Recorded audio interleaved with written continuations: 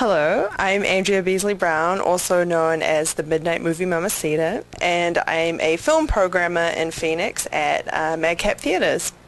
And I shall now interview Damon Foster to learn about Oriental Cinema's final chapter. So as the previous interview explained, Oriental cinema was going downhill during the end of the 20th century. But what happened to the magazine in the year 2000? Well, looking back on it, the 1970s were okay, the 1980s were good, and the 1990s were great. As for the zeros, things were back down to good. The year 2000 started out like the late 1990s, where I was only breaking even, but the fact that it was still sold in some stores all over the world proved that somebody was making money. So I'm looking at the release dates, and it looks like you were no longer printing 2 or 3 a year. Yeah, without the monetary incentive to keep cranking out the issues in rapid succession, I relaxed a little. I can also see a slight drop in the quality since in the 1990s you had more color pages. Yeah, by 2000 my readership declined a great deal, resulting in budgetary cuts. But I did not really care if I was making money or not. I was just glad to be involved in a creative project which kept me involved in the foreign films that I loved. Well, I also noticed that you began doing more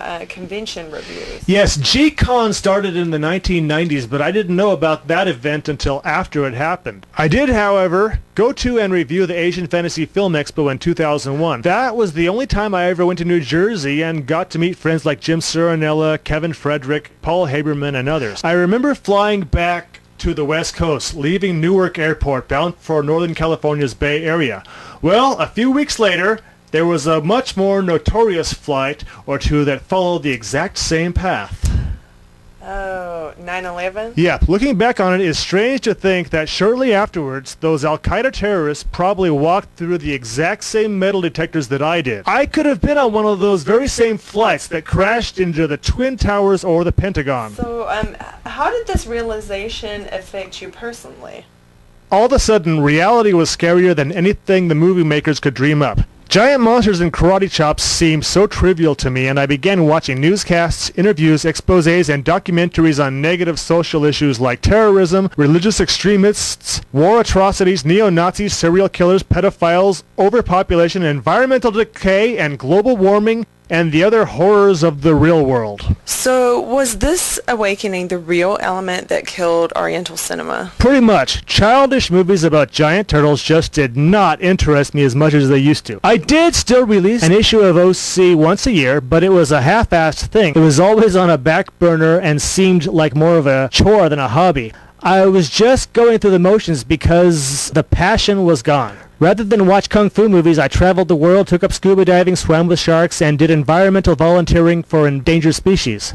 I really just wanted to get out and enjoy life. From 2002 to 2006, I really wasn't enjoying cinematic escapism anymore because the whole concept was not interesting like it was in the old days.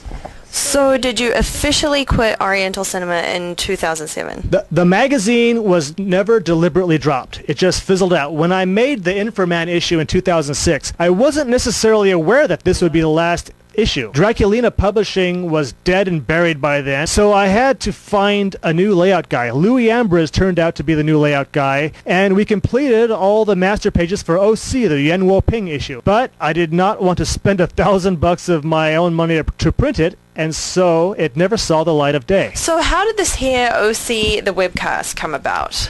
In 2006, I began experimenting with YouTube as soon as I found out such a thing existed. I'd made independent videos all of my life, and so this experience gave me an advantage over the millions of boring vloggers who ramble into their stationary webcams. It was also in 2006 or maybe 2007 that I was returning to my roots and getting back into the Asian escapism and horror. So did OC, the webcast, evolve out of Satanic Views? Yeah, SV was really just an experiment to see if I had the skill and imagination to produce a variety series that could entertain the masses. By the time I had gotten SV's formula down pat, I was also missing a lot of the old movies and TV shows that I'd grown up on. And so I decided it was time to bring OC back in this new form. Well, there you have it. Thank you for becoming up to date on the history of OC. For this edition of Vintage Review, we now switch from the United States to Mexico. The situation is this episode ended up a couple minutes short of its intended 10-minute running span, and I've also got 2 or 3 hours to kill before my flight takes me home. So, before I get on with my review of Terror Beneath the Sea, I just thought I'd point out that Cancun is my favorite part of Mexico. I decided to leave the tourist resort and find a shop where I could buy some luchador masks. Unfortunately, when I got my Blue Demon mask at the nearby Mucho Mart right behind me, none of the merchandise had price tags. When I asked how much it cost for the El-Santo mask, the slimy clerk said what many Mexican clerks say. "Amigo, how much do you have?" It's not surprising that in a third world shithole they try to charge me $80 for a Blue Demon mask I could have easily got on eBay for next to nothing, but I wanted to say I officially bought my Blue Demon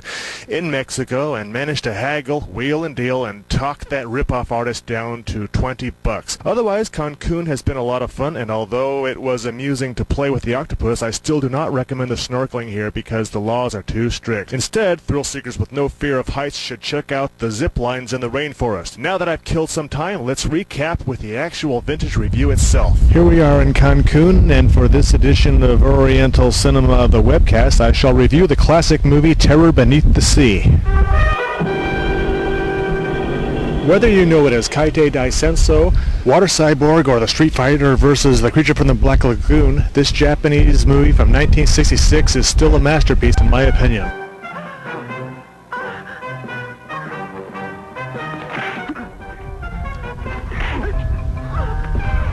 Director Hajime Sato is one of my favorite directors, and Shusuke Kikuchi has done some of my favorite musical scores, and so naturally I love this film.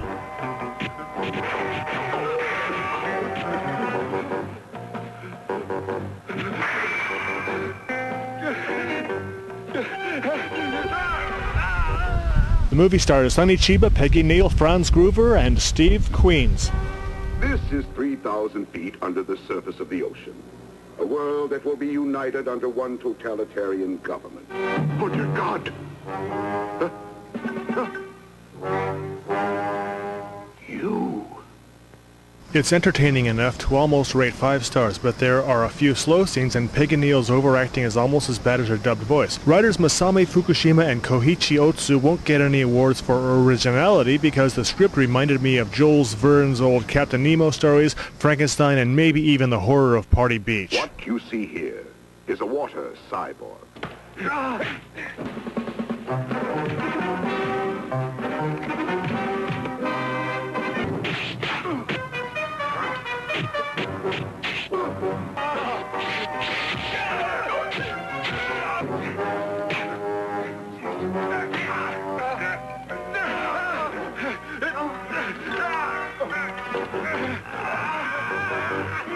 But as I read Christopher Ellam's review of Terror Beneath the Sea in Oriental Cinema number 8, I decided it was only fair if I actually review the movie while I am under the sea. I mean, that's the title of the film, after all.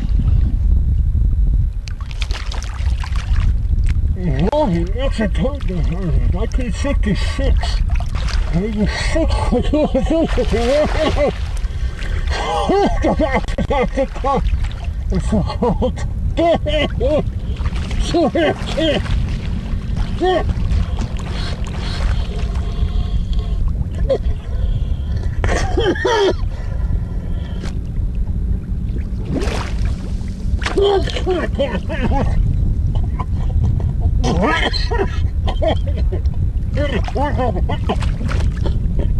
66.